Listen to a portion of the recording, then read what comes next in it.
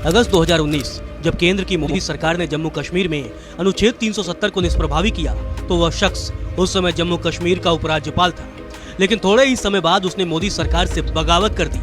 आज अनसुनी कहानियां में चर्चा उस शख्स की जिसे पूर्व प्रधानमंत्री चौधरी चरण सिंह अपना वारिस मानते थे और उसे उत्तर प्रदेश का मुख्यमंत्री बनाना चाहते थे। लेकिन फिर ऐसा क्या हुआ कि चौधरी चरण सिंह ने अपने चहेते नेता को पार्टी से ही निकाल दिया।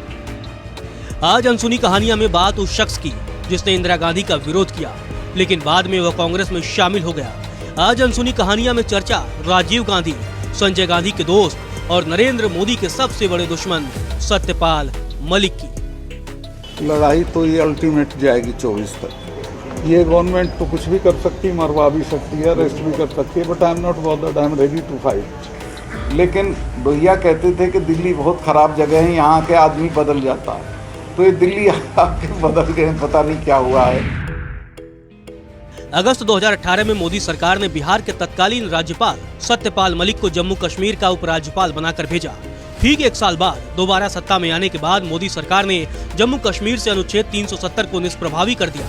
उस वक्त सत्यपाल मलिक के हाथों में जम्मू कश्मीर की पूरी कमान थी। जम्मू कश्मीर के केंद्र शासित राज्य बनते ही विरोधी दल के नेताओं को या तो गिरफ्तार कर लिया गया या तो नजरबंद कर दिया गया। 3 महीने भी नहीं बीते कि सत्यपाल मलिक से मोदी सरकार का मोह भंग हो गया। दरअसल कश्मीर में अपने बयानों को लेकर सत्यपाल मलिक काफी सुर्खियों में रहे। अपने झन्नाटेदार बयानों से मलिक ने घाटी में सियासी पारा बढ़ा दिया। सत्यपाल मलिक ने कहा, यहाँ लड़के खुलेआम हथियार लेकर घूमते हैं और राज्य के पुलिसकर्मियों को मारते हैं। आप उन्हें क्यों मार रहे हैं? अगर मारना ही है तो उन्हें मारो जिन्होंने आपके देश और कश्मीर को लूटा है। क्या आपने ऐसे किसी शख्स को मारा है? सत्यपाल मलिक के इस बयान पर सियासी घमासान मचा तो उन्होंने माफी मांग ली। जम्मू कश्मीर के बाद सत्यपाल मलिक को गोवा का राज्यपाल बनाकर भेज दिया गया, जहां मुख्यमंत्री प्रमोद सावंत से उनकी खटपट हो गई। सत्यपाल मलिक ने अपनी ही पार्टी की प्रमोद सावंत सरकार पर भ्रष्टाचार के आरोप लगा दिए। वहीं सत्यपाल मलिक ने सबसे बड़ा बम तब फोड़ा जब उन्होंने मोदी सरकार पर पुलवामा हमले की जिम्मेदारी थोप दी। सत्यपाल मलिक ने यहां तक कह दिया कि पुलवामा हमला मोदी सरकार की लापरवाही की वजह से हुआ था। जब पुलवामा हमला हुआ तब सत्यपाल मलिक जम्मू कश्मीर के राज्यपाल थे। ऐसे में उनके बयानों ने सियासी उबाल मचा दिया। पुलवामा हमले को लेकर पीएम मोदी पर सीधे आरोप लगाते हुए सत्यपाल मलिक ने यहां तक कह दिया कि सीआरपीएफ ने सरकार से अपने जवानों को लेकर जाने के लिए विमान की मांग की थी, लेकिन गृह मंत्रालय ने विमान देने से इनकार कर दिया था। हमले के बाद पीएम मोदी ने मुझे जिम कॉर्बेट पार्क से फोन किया तो मैंने यह मामला उनके साथ उठाया, तो पीएम मोदी ने मुझे चुप रहने और कुछ न बोलने की सलाह दी। यही बात मुझसे एनएसए अजीत डोभाल ने भी कही। तो अभी मुझे लगा कि सरकार का इरादा हमले का ठीकरा पाकिस्तान पर फोड़कर चुनावी लाभ लेना है। बात 1973 की है। मेरठ कॉलेज में पढ़ने वाली लता गुप्ता नाम की छात्रा का अपहरण हो गया। आरोप लगा कि अपहरण में डीआईजी मेरठ रेंज से जुड़े कुछ पुलिसकर्मी भी शामिल हैं। लता गुप्ता कांड के खिलाफ छात्रों का गुस्सा फूट पड़ा। मेरठ की सड़कें छात्रों से पट गई। प्रशासन ने कर्फ्यू लगा दिया। अगले दिन कर्फ्यू का उल्लंघन करते हुए छात्र जिमखाना मैदान पहुंच गए। पुलिस ने छात्रों पर लाठीचार्ज कर दिया। इस आंदोलन की अगुवाई करने वाले पूर्व छात्र संघ अध्यक्ष सत्यपाल मलिक को भी गिरफ्तार कर लिया गया। ये बात जैसे ही चौधरी चरण सिंह को पता चली तो उन्होंने अपनी पार्टी के तत्कालीन जिला अध्यक्ष और अपने एक करीबी को संदेश के साथ जेल भेजा। सत्यपाल मलिक जेल से निकले तो फौरन चौधरी चरण सिंह के पास पहुंच गए। सत्यपाल मलिक को पार्टी की सदस्यता दिलाने के बाद चरण सिंह उन्हें लेकर बड़ौद के हिसावदा गाँव लेकर गए। इसी दौरान एक बड़ी जनसभा को संबोधित करते हुए चरण सिंह ने कहा कि मुझे मेरा वारिस मिल गया है। 1974 में चरण सिंह ने भारतीय क्रांति दल से सत्यपाल मलिक को टिकट दिया और बागपत से चुनाव लड़वाया। सत्यपाल मलिक के सामने सीपीआई के आचार्य दीपांकर थे। पहले ही चुनाव में चरण सिंह के चेले मलिक ने पूरी बाजी पलट दी। उन्होंने कॉमरेड दीपांकर को लगभग 8,500 वोटों से हरा दिया। चरण सिंह मलिक की जीत से बाग थे। सत्यपाल मलिक को विधायक बने अभी कुछ ही महीने हुए थे कि इंदिरा गांधी ने देश में इमरजेंसी का ऐलान कर दिया। आपातकाल के खिलाफ विरोधी दलों ने तय किया कि रामलीला मैदान में एक बड़ी रैली की जाएगी। 25 जून 1975 को होने वाली इस रैली में भाषण देने के लिए कांग्रेसों की तरफ से मोरारजी देसाई, जनसंघ की तरफ से अटल बिहारी वाजपेयी आए, जबकि भारतीय लोकदल से चौधरी चरण सिंह ने अपने भरोसेमंद सिपाही सत्यपाल मलिक को भेजा।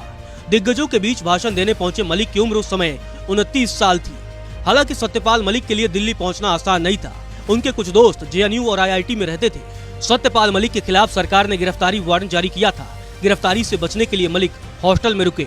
बाद में सत्यपाल मलिक ने अपनी गिरफ्तारी का प्लान खुद तैयार किया।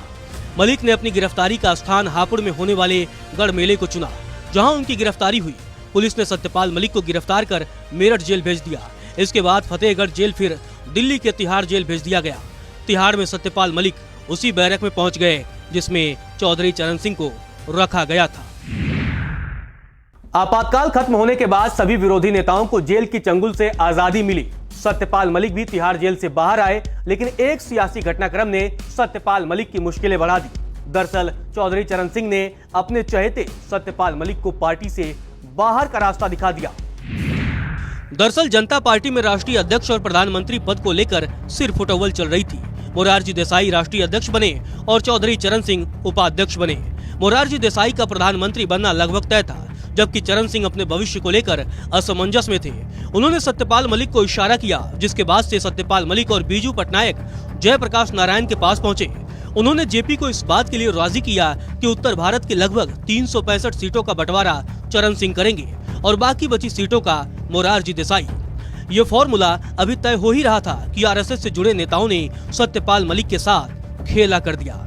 एक तरफ सत्यपाल मलिक चरण सिंह के लिए रणनीति बनाने में व्यस्त थे, तो दूसरी तरफ नानाजी देशमुख और अटल बिहारी वाजपेयी चौधरी चरण सिंह के पास पहुंच गए। अटल जी ने चरण सिंह से कहा कि चौधरी साहब, आप हमारे लिए इंदिरा गांधी हैं और मोरारजी देसाई डीके बरुआ। अटल जी ने तंज भरे लहजे में यह बयान इसलिए दिया क्योंकि इंदिरा गांधी प्रधानमंत्री थी और डीके बरुआ कांग्रेस अध्यक्ष थे। अटल जी ने चौधरी चरण सिंह को उनके जीवन का सबसे बड़ा ऑफर देते हुए कहा कि जनसंघ आपको प्रधानमंत्री बनाना चाहता है, लेकिन एक शर्त है, आप सत्यपाल मलिक को पार्टी से निकाल दें। वो आरएसएस के खिलाफ लगातार बयान देते रहते हैं, हम उनको साथ लेकर नहीं चल सकते। दरअसल उन दिनों सत्यपाल मलिक उन नेताओं में शामिल थे जो आरएसएस के खिलाफ खुलकर बोलते थे।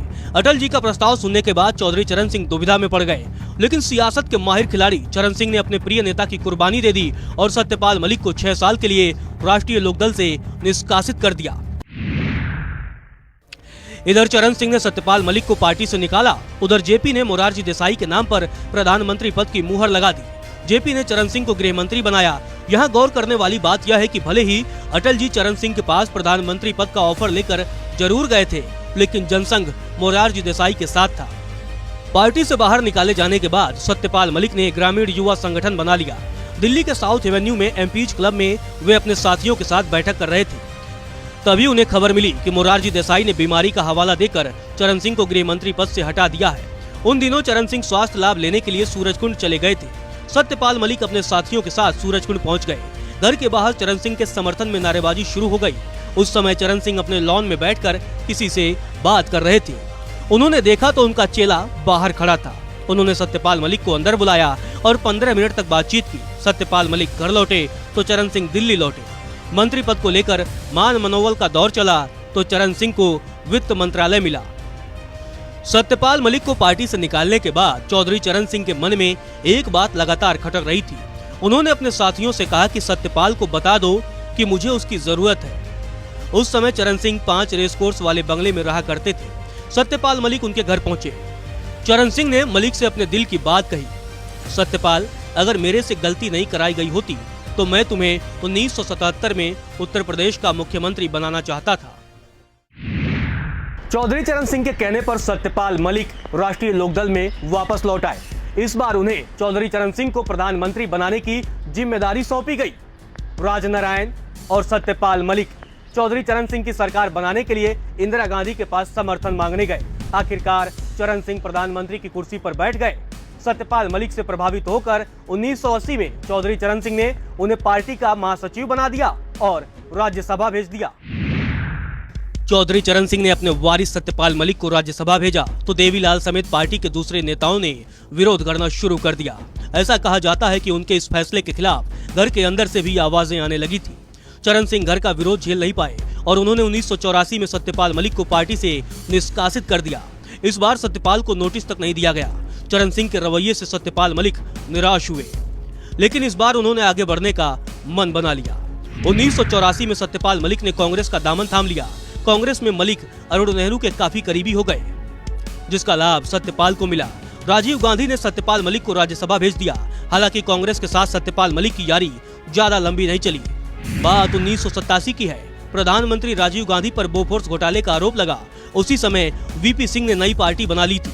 अरुण नेहरू और आरिफ मोहम्मद वीपी सिंह के रथ पर सवार हो गए। सत्यपाल मलिक ने भी दोस्तों के साथ जाने का फैसला लिया और 1987 में कांग्रेस छोड़ वीपी सिंह की जनता दल के साथ चले गए। 1989 में हुए आम चुनाव में सत्यपाल मलिक ने अलीगढ़ से चुनाव लड़ा और पहली बार लोकसभा पहुंचे। अरुण नेहरू ने सत्यपाल मलिक को वीपी सिंह सरकार में मंत्री बनवाया। सियासत में कई बार पटखनी खा चुके सत्यपाल मलिक का ग्राफ धीरे धीरे गिर रहा था। 1996 में उन्होंने अपनी सियासत को बल देने के लिए मुलायम सिंह यादव की समाजवादी पार्टी का दामन थाम लिया। सपा के साथ भी मलिक की दोस्ती ज्यादा नहीं चली और 2004 में भारतीय जनता पार्टी में शामिल हो गए। 2004 में बीजेपी के टिकट से बागपत से चुनाव लड़ा, लेकिन अपने गुरु चरण सिंह के बेटे अजीत सिंह से चुनाव हार गए। हालांकि 2005 में बीजेपी ने सत्यपाल मलिक को प्रदेश उपाध्यक्ष बना दिया। 2009 में बीजेपी ने उन्हें किसान मोर्चा का राष्ट्रीय अध्यक्ष बना दिया। बीजेपी में सत्यपाल मलिक का कद लगातार बढ़ता रहा और 2012 में राष्ट्रीय उपाध्यक्ष की जिम्मेदारी सौंपी गई। सत्यपाल मलिक को करीब से जानने वाले लोग बताते हैं कि वे यारों के यार हैं। ऐसा ही एक किस्सा साल 2020 का है। उस समय वे गोवा के राज्यपाल थे। गोवा में उन्हें भूटान के कुछ विदेशी मेहमानों का स्वागत करना था। ये कार्यक्रम पहले से तय था, लेकिन उसी दिन अरुण जेटली के बेटे रोहन जेटली की शादी थी। सत्यपाल मलिक ने विदेशी मेहमानों का स्वागत छोड़ शादी में शामिल होने पहुंच गए। उनके इस रवैये से विदेश मंत्रालय और दिल्ली के कुछ नेता नाराज हो गए। 1946 में उत्तर प्रदेश के बागपत जिले के हिसावदा गांव में जन्मे सत्यपाल मलिक के पिता बुद्ध सिंह स्वतंत्रता सेनानी थे। सत्यपाल जब 1.5-2 साल के रहे होंगे तब उनके पिता का निधन हो गया। उनकी शुरुआती पढ़ाई गांव के नजदीक डिकौली कस्बे के एक इंटर कॉलेज से हुई। इसके बाद उन्होंने मेरठ कॉलेज में एडमिशन लिया और ग्रेजुएशन की पढ़ाई यहीं से की।